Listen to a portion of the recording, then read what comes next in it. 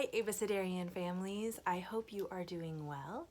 April is off to a bang or something. Again, I'll miss you again this week. I wish we could be in person for presentations. I would like to hear what you've been doing. This week, in our week 22 of our Classical Conversations year, we are going to be building popsicle stick catapults. Gonna be fun. We are going to be doing our new memory work like the fall of communism and coordinating conjunctions. So have fun with your memory work this week. Going along with the last week, I have another book that I want you to read. It's by the same author illustrator duo. It's called Rosie Revere, Engineer by Andrea Beatty and David Roberts.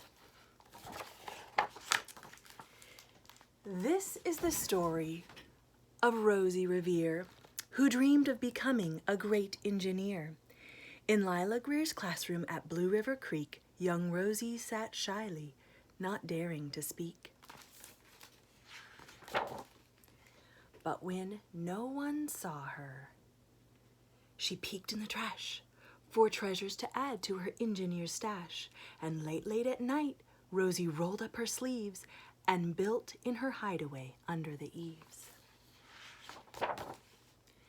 Alone in her attic, the moon high above, dear Rosie built gadgets and gizmos she loved. And when she grew sleepy, she hid her machines far under the bed where they'd never be seen. When Rosie was young, she had not been so shy. She'd worked with her hair swooping over one eye and made fine inventions for uncles and aunts, a hot dog dispenser and helium pants. The uncle she loved most was zookeeper Fred. She made him a hat to keep snakes off his head, from parts of a fan and some cheddar cheese spray, which everyone knows keeps the pythons away. And when it was finished, young Rosie was proud, but Fred slapped his knee and he chuckled out loud. He laughed till he wheezed and his eyes filled with tears, all to the horror of young Rosie Revere, who stood there embarrassed, perplexed, and dismayed. She looked at the cheese hat, then looked away. "I love it," Fred hooted. "Oh, truly I do." But Rosie Revere knew that could not be true. She stuck the cheese hat on the back of her shelf, and after that day kept her dreams to herself.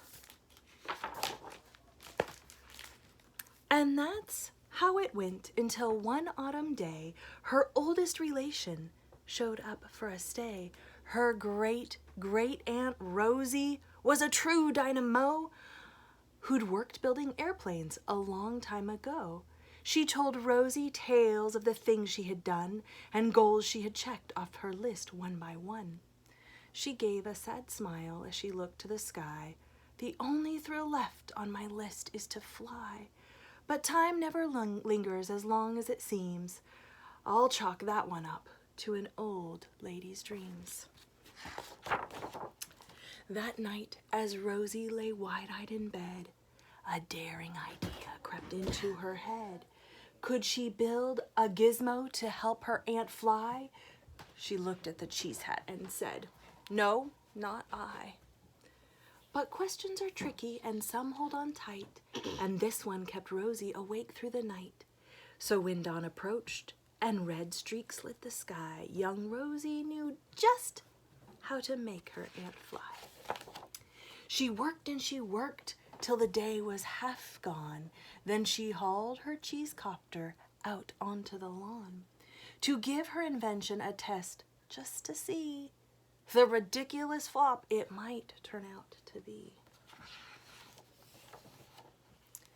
Strapped into the cockpit, she flipped on the switch. The helio cheese copter sputtered and twitched. It floated a moment and whirled round and round, then froze for a heartbeat and crashed to the ground. Then Rosie heard laughter and turned round to see the old woman laughing and slapping her knee. She laughed till she wheezed and her eyes filled with tears, all to the horror of Rosie Revere, who thought, oh no, never, not ever again will I try to build something to sputter and spin, or build with a lever, a switch, or a gear, and never will I be a great engineer. She turned round to leave, but then great Aunt Rose grabbed a hold of young Rosie and pulled her in close. She hugged her and kissed her and started to cry. Oh, you did it! Hooray! It's the perfect first try. This great flop is over. It's time for the next.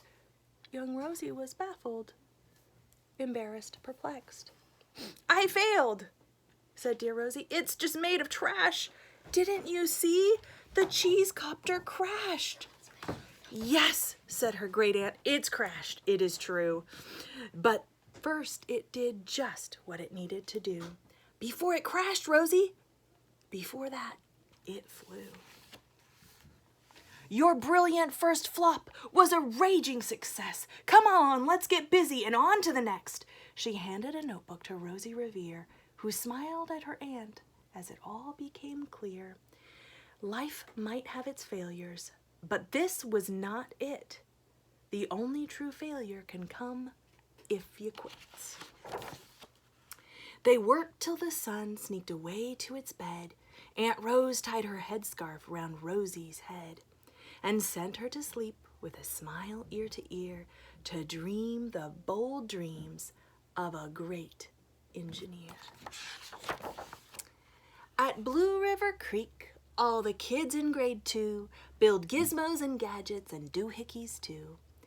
With each perfect failure, they all stand and cheer, but none quite as proudly as Rosie Revere. I hope you enjoyed that story. That was Rosie Revere, checked out from the Albany Library. You guys have a great week. I'd love to see your inventions, your attempts at a catapult this week. You can send them to me by text, by email, on Facebook, on Marco Polo.